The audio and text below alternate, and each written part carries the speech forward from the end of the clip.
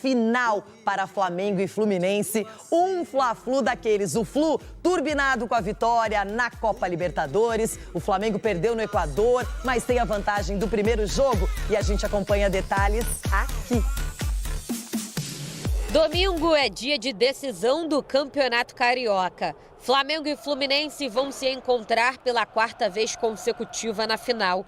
Isso nunca tinha acontecido antes na história do estadual do Rio de Janeiro. 2020 e 2021, a taça ficou na Gávea. No ano passado, foi para as Laranjeiras. O rubro-negro até tem a vantagem por ter vencido o primeiro jogo por 2-0, mas esse status de favorito não convence tanto.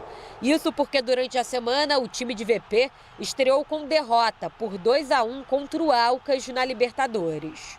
Não dá para dizer que era reserva, mas o time escalado pelo treinador surpreendeu negativamente parte da torcida.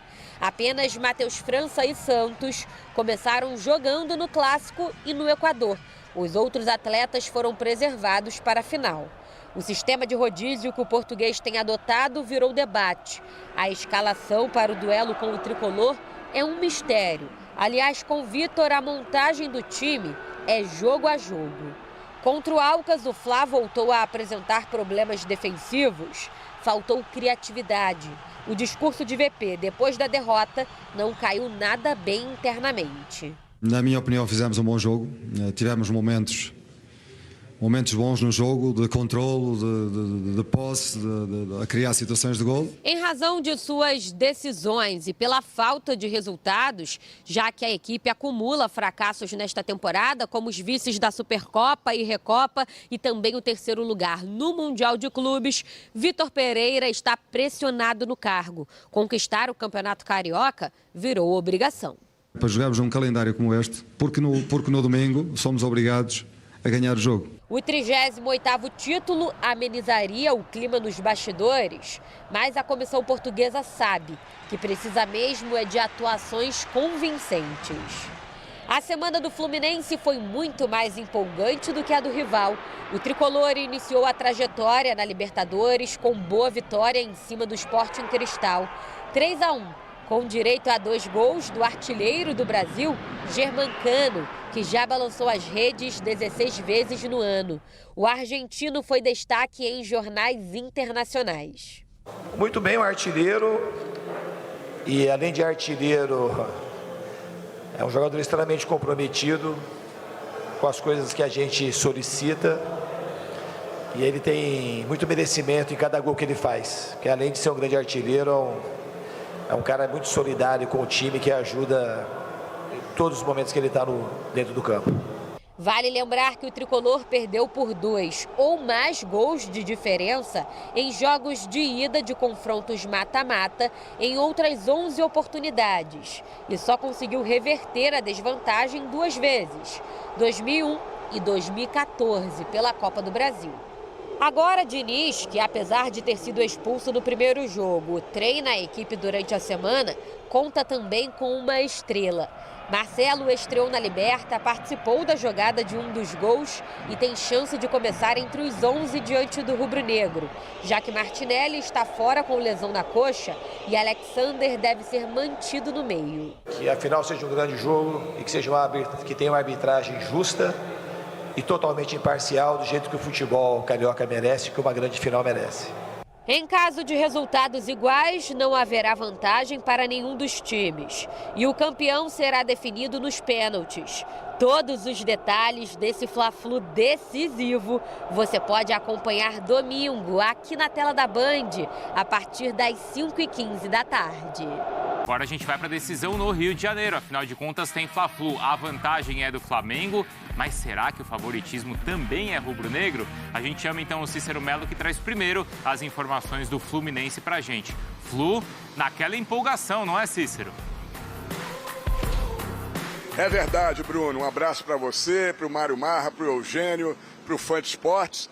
Nós estamos aqui na sede das Laranjeiras. Você vê ao fundo as bilheterias, né? E está vendo que a bilheteria está completamente vazia, né? Mas tem uma explicação, não é que não haja interesse do torcedor tricolor para comprar ingresso para a final de domingo, é que os ingressos estão esgotados. Acabei de receber agora uma informação que dos 70 mil ingressos, contando com as gratuidades por lei, né? Estão esgotados, todos vendidos, todas as gratuidades distribuídas, por isso não tem torcedor aqui. Os únicos torcedores que passam por aqui é para trocar o ingresso, né, da internet pelo ingresso físico. Dito isso, o Fluminense está animado, sim. É difícil, veja você que em 11 oportunidades em que o Fluminense, ou numa final, ou em mata-matas, precisou reverter essa mesma desvantagem de 2 gols de diferença, pelo menos, para levar a decisão para os pênaltis, só em 2 oportunidades na Copa do Brasil o Fluminense conseguiu reverter a situação. Nas outras 9 não conseguiu. Mas o torcedor tricolor está esperançoso que o Fluminense ou vai vencer por 3 gols de diferença ou mais, ou vai pelo menos vencer por 2 gols de diferença para levar a decisão para os pênaltis. O time está terminando a sua preparação de hoje, nesse momento, lá no CT Carlos Castilho, em Jacarepaguá. Fica algumas dúvidas aí. Por exemplo, o David Braz, zagueiro que substituiu o Manuel, que fez uma cirurgia no joelho, não jogou lá em Lima, no Peru. Sentiu um desconforto, dores na coxa esquerda. E não se sabe se ele está treinando ou não. Se ele não puder jogar, ou joga o Vitor Mendes, que fez um gol, entrou, estreou na Libertadores, ou joga o Felipe Melo, um dos dois. Vamos aguardar para ver se o David Braz vai se recuperar. O Martinelli é mais difícil. Tem uma lesão muscular na coxa direita, está praticamente fora do jogo.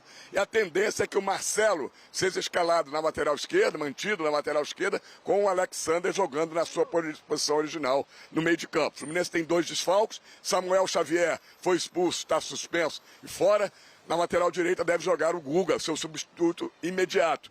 E o Fernando Diniz, o comandante do time, que também foi expulso, não vai poder ficar à beira do campo. Quem vai dirigir o time é o Eduardo Barros. Muito mais de Fluminense a gente traz na nossa segunda entrada. Temos alguns assuntos para desenvolver em relação ao time tricolor. Tá legal, Bruno? Serão desenvolvidos com a sua presença também, tá, Cícero? A gente já volta a conversar. Vamos dar um pulo no Flamengo, porque a Roberta Barroso também acompanha. Aí a bilheteria tá mais movimentada, hein, Roberta? O que está acontecendo? Conta pra gente.